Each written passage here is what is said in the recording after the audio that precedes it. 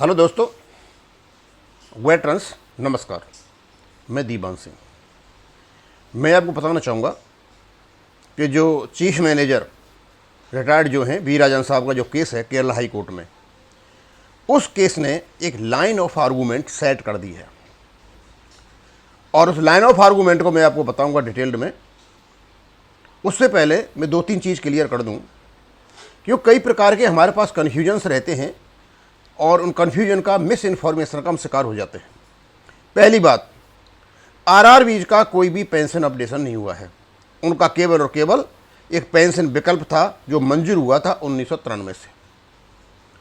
RBI का जो pension updation है वो लिमिटेड पेंशन अपडेशन है और एक गवर्नमेंट ने न करके ये बॉम्बे हाई कोर्ट की जो मॉनिटर्ड कमेटी थी उसके माध्यम से हुआ है।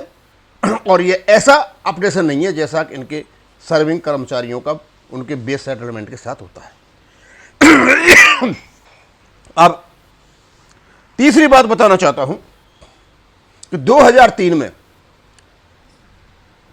किसी प्रकार का पेंशन अपडेशन के लिए अमेंडमेंट नहीं हुआ है। हां, अमेंडमेंट हुआ था, कुछ रूल्स बने थे कंसर्निंग 10 मंथ की जो एवरेज सैलरी थी उसके संबंध में रिटायरीज पेंशनर्स के लिए अपडेशन लाना जरूरी था। उसमें वही लैंग्वेज है जो 35/1 में है आपके BPR 1995 में, उससे पेंशन अपडेशन नहीं मिलता है। अब मैं आता हूं इन सब चीज़ों को कहने के बाद कि इस केस ने लाइन ऑफ आर्गूमेंट क्या सेट की। जब केरला हाई कोर्ट में बहस हो रही थी और उनके जजमेंट से पता चलता है कि ऑफ द रिकॉर्ड कुछ ऐसी बातें कही गई, उन बातों ने जज साहब को प्रभावित किया और उन बातों से बैंक ऑफ इंडिया के जो वकील थे वो बचना चाहते थे कि सर ये तो ऑफ द रिकॉर्ड बातें हैं, यदि ये पहले बात होती तो हम इनका पेंशन अपडेशन करते। ऐसी कुछ बातें हुई थी। जज साहब इसके अंदर की बात को समझ गए। उन्होंने बोला ठीक है, ये ऑफ द रिकॉर्ड बातें हैं, हम इनको ऑन द रिकॉर्ड कर लेते हैं।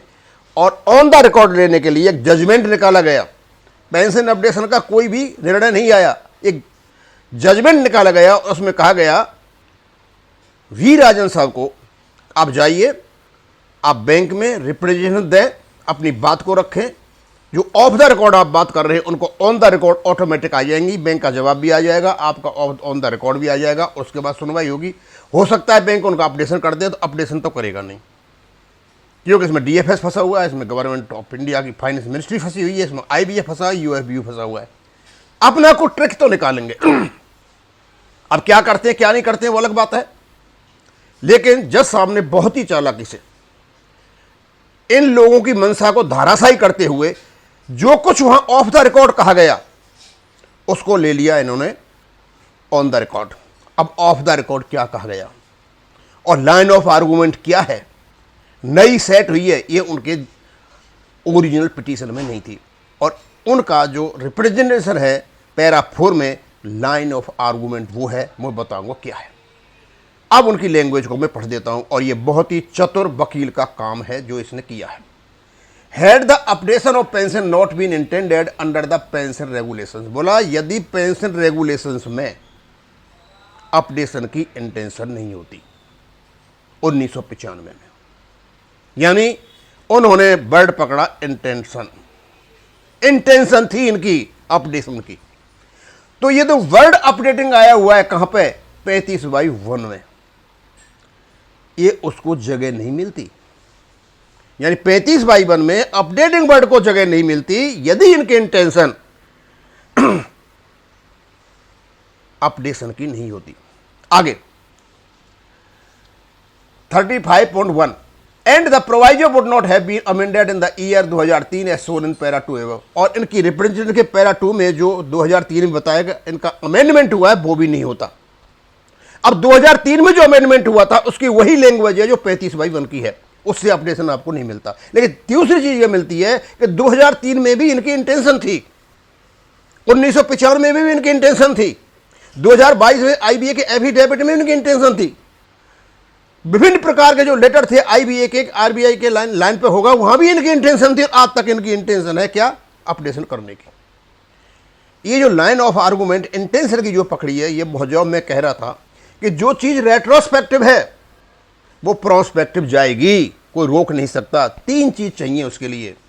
रेगुलेशन क्या अस्तित्व में है? हाँ, रेगुलेशन 1995 में अस्तित्व में है और 2003 में भी अस्तित्व में था और 2022 में भी था और आज भी है। क्या इनकी इंटेंशन थी? इनकी इंटेंशन कहाँ थी वो भी मैं आपको बताऊंगा और वर्डिंग कहाँ थी वो भी मैं आपको बताऊंगा। इंटेंशन इनकी कहाँ थी, क्योंकि ये जो लाइन आर्गुमेंट है इसका कोई तोड़ नहीं है किसी के पास भी। इंटेंशन कहाँ थी? इनका एग्रीमेंट 1910-1993 में इनकी इंटेंशन थी। स्मॉल कमेटी को जब टर्म्स ऑफ रेफरेंस दिए गए थे वहां भी अपडेटिंग वर्ड आया, इनकी इंटेंशन थी। बीपीआर 1995 का जो रेगुलेशन है, स्टैट्यूटरी रेगुलेशन है, आईबीए ने माना, गवर्नमेंट ने माना, सब ने माना, वहां भी इनका 35/1 में अपडेटिंग वर्ड आया हुआ है। उसके बाद 2003 में इस इंटेंशन को कंटिन्यूस करके ले गए थे ये, और आईबीए के एफिडेविट में और आईबीए के पत्रों में दुनिया भर में इंटेंशन है। यानी जो इंटेंशन शब्द है, रेट्रोस्पेक्टिव यदि आपकी इंटेंशन है तो वो ऑटोमेटिक आगे जाएगी, कोई रोक नहीं सकता। ये जो लाइन ऑफ आर्गुमेंट है ये दिलाएगी आपको पेंशन अपडेशन को रोक नहीं सकता कि ये कोर्ट का मैटर है। ये चाहे कितना ही ऊपर नीचे करे, कोर्ट में यदि वकीलों ने यह सिद्ध कर दिया कि इनकी इंटेंशन थी अपडेशन की और ये नहीं दे रहे हैं, इनके रेगुलेशन भी बताते हैं कि इनकी इंटेंशन है वहां पे, तो कोई रोक नहीं सकता। अब मैं ये जो इंटेंशन वाला मैटर है और हमारे जितने भी रिटायर्ड ऑर्गेनाइजेशन से लगे हुए हैं इसमें, तो सबसे पहले तो EIBRF ने एक लीगल कमेटी बिठाई है 35/22 की स्टडी के लिए।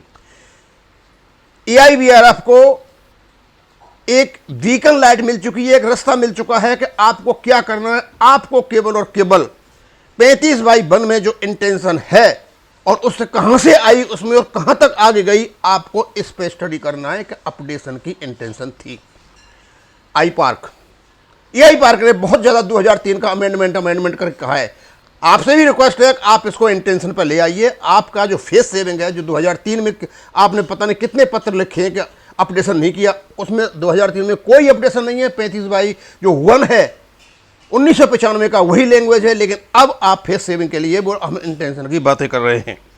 EIBOA जो बॉम्बे हाई कोर्ट में केस डाला हुआ है, वो भी अपनी पिटीशन को इसी लाइन ऑफ आर्गुमेंट पर लेकर के आए, और सेवाराम जी आप भी इसको इंटेंशन पर लेकर आए, क्योंकि आपकी पिटीशन से मुझे ऐसा जाहिर होता है कि आपने कहीं सेंट्रल गवर्नमेंट एम्प्लॉयज के बराबर पेंशन मांग रखी है, वो ऑलरेडी कोर्ट उसको रिजेक्ट कर चुका है, कोई फायदा नहीं है। 35/1 के आप यदि बातें करोगे तो आपको नहीं मिल रहा है, क्योंकि वो लागू होता है किस पर? 1995 से पहले वालों के लिए। इंटेंशन की जब बात करोगे, 35/22 में जो इंटेंशन है उसको कैसे आगे लेकर के जाए, ये है इंटेंशन।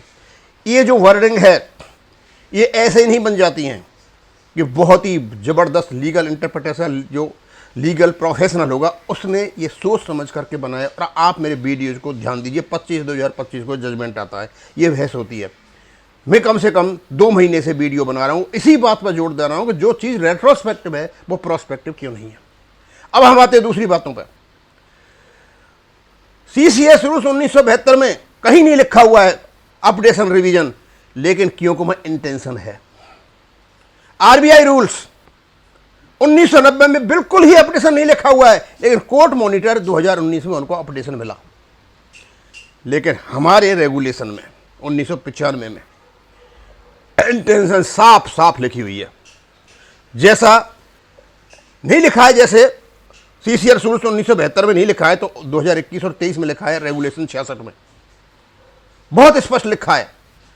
लेकिन इंटेंशन यहां क्लियर है, ये इंटेंशन का मैटर है केवल और केवल। क्या आपका ये काम इंटेंशन का था, और इंटेंशन क्या होता है आप किसी क्रिमिनल वकील से जाकर के पूछिए। हम आदमी को मारते हैं, एक तो मर्डर होता है, एक कल्पेबल होमिसाइड होता है, एक में कम सजा होती है, एक में ज़्यादा होती है। यदि आपकी इंटेंशन है तो मर्डर है। अनइंटेंशनली कोई सडनली आपको प्रोवोक करते हैं, रास्ते में जाते और आपसे किसी की हत्या हो जाए, वो कल्पेबल होमिसाइड, उसमें कम सजा मिलती है। इंटेंशन का बहुत बड़ा खेल है, सारा जो कुछ है इंटेंशन पे है। यदि इनकी इंटेंशन थी अपडेशन की और कोर्ट ये पकड़ लेता है, मान लेता है हाँ इनकी इंटेंशन थी, तो आपका पेंशन अपडेशन कोई भी नहीं रोक सकता है। और इस प्रकार के वीडियो हम आपके साथ लाते रहेंगे।